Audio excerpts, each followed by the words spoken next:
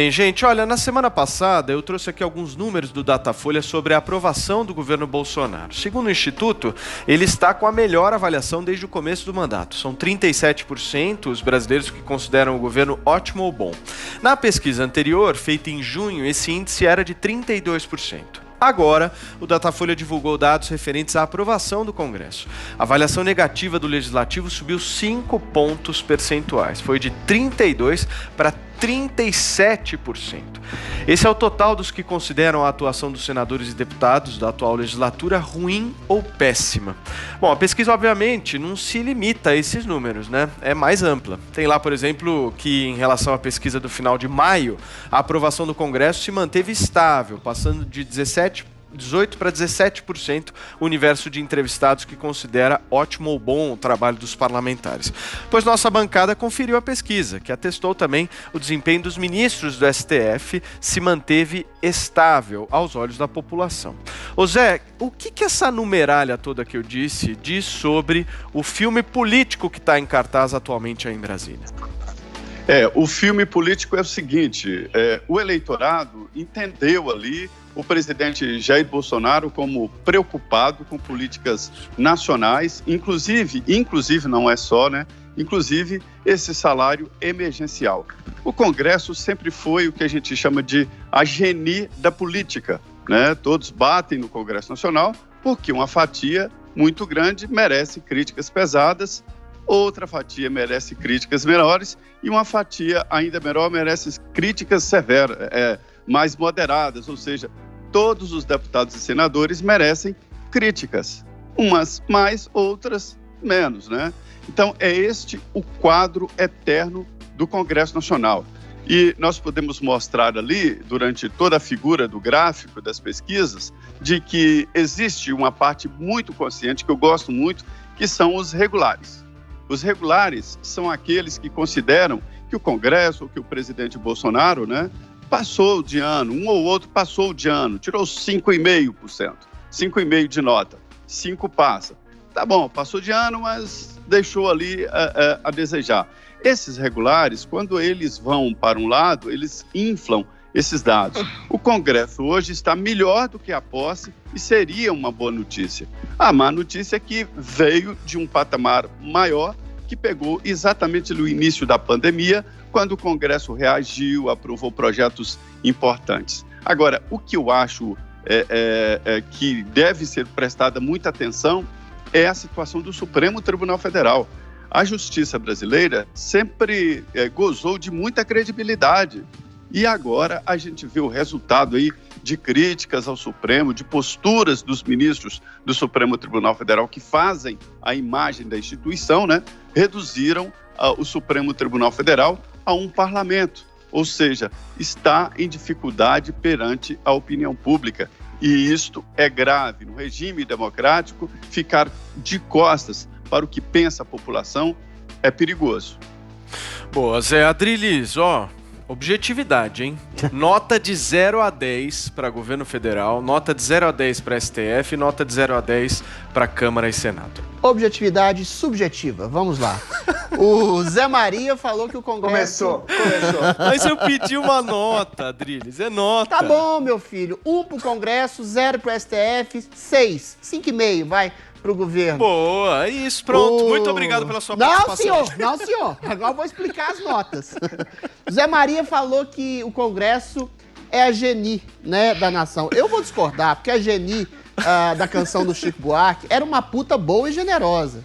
O Congresso age como uma prostituta, e isso há muitas décadas, né? De maneira fisiologista, interesseira, é uma puta velha, bem passada, e assim, que quer tudo pra si, é fisiologista, é carguista. O Congresso está no centro de todos os males da nação nos últimos anos. Eventualmente teve o mensalão, o petrolão.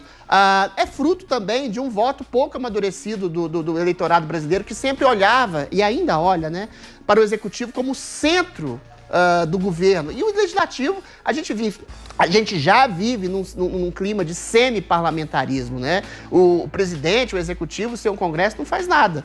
E o Congresso, tradicionalmente, sempre chantageou o governo em nome de cargos, em nome de postos em estatais, em nome de dinheiro, em nome de emenda parlamentar. Eu sempre quando fez algo de bom para o país, demorou muito e foi de maneira inadvertida, olhando muito mais para o próprio umbigo. O STF merece um zero rotundo e redondo, exatamente porque se transformou nessa figura simbólica do establishment que persegue e combate à corrupção, né? Tudo que a Lava Jato fez sistematicamente está sendo desfeito pelo STF. A prisão em segunda instância foi revogada, criminosos de colarinho branco estão sendo jogados na rua de maneira assintosa e vergonhosa. Esse escárnio da população, ela percebe. E, sobretudo, esse Congresso, sobretudo de pessoas progressistas ou pseudo-progressistas, né, tem perseguido sistematicamente vozes conservadores, bolsonaristas, pessoas de direita. A gente falava nesses dias, né, do racista lá que humilhou o entregador. O que aconteceu com ele? Nada. Mas eles são céleres para preservar a autoimagem. Se você critica o STF, você corre o risco de ter sua conta de rede social bloqueada e, eventualmente, inclusive, ser preso. O governo, 5,5, 6, por quê? O governo é mais ambíguo. O governo não é só o Jair Bolsonaro. Você tem excepcionais ministros, o Tarcísio, o Paulo Guedes, o Rogério Marinho, que fazem do governo uma coisa ambígua, que anda para frente, a despeito das pedras no caminho jogadas pelo STF, pelo Legislativo. Eventualmente, o Legislativo pode estar inadvertidamente querendo se abraçar ao governo, querendo alguma coisa a mais, mas o governo tem feito, e o governo não é só a presença magnânima do Jair Bolsonaro, tem feito alguma coisa para que o país ande, ou seja, pelo menos do ponto de vista das propostas, sobretudo as propostas liberais do Jair Bolsonaro, né? Do Paulo Guedes, né? Se o Jair Bolsonaro não cair na tentação desenvolvimentista de gastar para receber uma popularidade que é perigosa, que lá na frente pode gerar desemprego e falta de investimento, ele pode chegar a uma nota 6 ou 7. Por enquanto é 5,5. As outras duas estão muito mal avaliadas pela objetividade subjetiva de Adriano Jorge. Professor Joel Pinheiro, suas notas. Vamos lá. Governo Bolsonaro, nota 3. Com STF, eu vou dar nota 5. E Congresso, eu vou dar nota 7. Por quê? Que isso? Deixa eu agora justificar minhas notas. Agora é hora divertida. Agora vamos justificar as notas. Veja, STF, ele tem conseguido conter alguns dos impulsos e atos mais intempestivos e potencialmente ilegais do governo, mas também nessa questão do combate à corrupção, o STF tem metido os pés pelas mãos. Muitas vezes a gente vê retrocessos vindos do Supremo. A gente também viu... Concordo, tem problemas sérios no inquérito das fake news, embora eles estejam tocando aí um problema real. Então, o STF, entre acertos e erros, eu deixo aí com a nota 5. Bom, o governo Bolsonaro, na minha visão, é um governo que está desde o início promovendo a completa balbúrdia, é um governo de ataques constantes às instituições, eu vinha sendo até alguns meses atrás, e em diversas pastas centrais para o Brasil, educação, meio ambiente, assim, é um governo destruidor mesmo, não deixa pedra sobre pedra, sem falar de gabinete do ódio, a promoção de fake news constantes, o uso das redes sociais ou redes de WhatsApp para propagar desinformação, então, muito ruim. Agora, alguns desses piores elementos têm sido atenuados. Quem sabe o governo consiga subir um pouco a sua nota aí. Não é tudo ruim também, não dei nota 0. Acho que tem algumas coisas do Ministério da Economia que são propostas decentes, acho que tem ministros, alguns aí que fazem um trabalho, tocam um trabalho decente. Agora, algumas coisas boas que existiam no governo, Mandetta se revelou um ministro competente, o Moro era uma peça importante, foram tiradas, né? Então, às vezes o governo não colabora com a sua própria nota. Sem falar dos laivos golpistas aí do Bolsonaro. Ele teve reunião para tramar golpe no Supremo, num dado altura. É um negócio escabrosamente ruim e grave isso. Por fim, Congresso. Tenho críticas ao Congresso, sim, mas veja só. Justamente quando começa o governo Bolsonaro, e que ele começa atacando muito o Congresso, né? Agora mudou, o Congresso adquiriu um protagonismo no país. O Congresso passou a ser o lugar onde se tocam os debates mais importantes, alguns dos debates mais importantes da vida pública nacional. Reforma tributária, onde é que está sendo feita? No Congresso. O governo só agora mandou uma proposta muito menor até do que o Congresso já discutia. Questões do meio ambiente.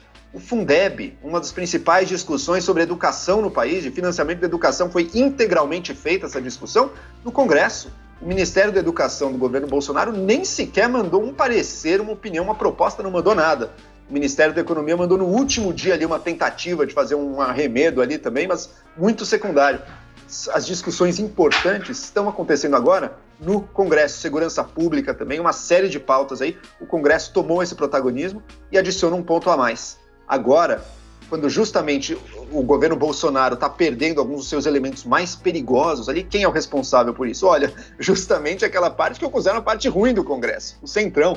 Mas, pelo menos, acho melhor o governo Bolsonaro negociando com esse povo do Centrão do que um governo totalmente alucinado na ideologia de extrema-direita, publicando ataque, fake news a todo tempo. Então, mesmo na sua parte ruim do Congresso, ele tem tido um dado positivo. Ele está tirando um pouco a força do radicalismo de extrema-direita do governo. Ô, Joel, eu ainda tenho esperança utópica, claro, que você ainda vai responder um dia a minha singela pergunta: qual foi o ato ditatorial, qual foi o ataque sistemático às instituições, qual foi a sanha golpista do governo Bolsonaro, quando tudo indica que há uma espécie daquilo que Freud chamava de projeção espelhada, né? Você julga no outro as ações que você faz. Quem limitou as ações do Executivo de maneira absolutamente sem nenhum tipo de legitimação foi o STF. Teve atos concretos, colocou uma reunião secreta, uma reunião privada do governo, para que todo mundo visse, para que de alguma forma afetasse a popularidade do presidente. Ele impediu. Golpista em que medida? Porque ele queria dar liberdade às pessoas para se protegerem dos desmandos de prefeitos e governadores? É isso que é golpista? Não, porque ele queria armar a população o STF cerceou o presidente nomear, que era prerrogativa do seu cargo, um chefe da Polícia Federal. O STF chamou o presidente de nazista, de genocida. Ou seja, qual é o ataque sistemático às instituições perpetrado pelo Jair Bolsonaro? Não há nenhum. Você cria a impressão, aquela coisa do Goebbels, uma mentira repetida 1000 vezes vira uma verdade. Não há um ato ditatorial, um ataque sistemático à instituição, cara. Vai lá, Joel.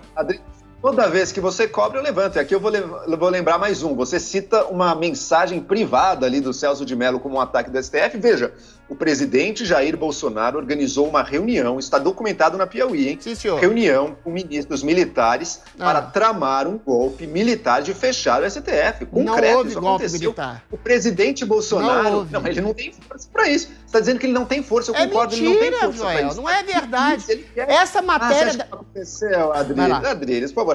Na reunião do dia 22 de abril, que a gente viu o vídeo, essa não tem como dizer que não aconteceu. Essa aí a gente viu a filmagem. Eu vi e adorei. O presidente Bolsonaro diz que ele quer armar a população para que ela possa resistir a prefeitos e governadores. Sim, ou seja, isso é segunda emenda americana, cara. Um golpe. Primeiro que a legislação americana não vigora no Brasil, não sei se você sabe. Segundo ponto, isso é golpismo na veia, isso é uma proposta golpista em si. Terceiro ponto, o presidente Bolsonaro, ele acusa, uma acusação sem provas é também um ataque. O presidente Bolsonaro disse: as eleições foram fraudadas. Isso não é golpismo, ele venceu as eleições, Joel. Ele disse que tinha provas, Quando uma pessoa calunia... Mas isso não é golpismo, Joel. Ele venceu as eleições. Senhores, o maior prejudicado por favor, Adriles e Joel. Só para completar. Por favor, encerra, Joel, em seguida o Adriles, por favor, que eu preciso seguir com o programa. Vai lá. Quando você acusa falsamente uma pessoa sem provas, quando você é uma autoridade, isso é também um ataque, um golpe. O presidente Bolsonaro, ao ser comunicado do aumento das queimadas na Amazônia, lá em 2019, acusou o diretor da instituição de estar a serviço de ONGs. É uma acusação falsa. Espera, Adriles, eu vou passar a palavra para você, espera. É uma máquina de calúnias e acusações falsas, um desejo golpista revelado em diversas reuniões. Felizmente, aí eu concordo com você, ele não tem tido a força para fazer nada disso. Felizmente, graças em parte ao STF, ao Congresso, a alguns ministros, felizmente não teve a força. Mas que quis e revelou que quis e tentou. Ok. Meu bom sofismático intelectual, você querer armar a população, você pode até discordar desse método, para ela reagir aos destemperos autocratas e ditatoriais de prefeitos e governadores que queria trancar a população em casa, ou seja, para além de um Estado opressor, o dia que isso for golpe, eu sou a Geni do Zé Pelim, do Chico Buarque. Segundo, essa trama que você fala da revista Piauí seria exatamente uma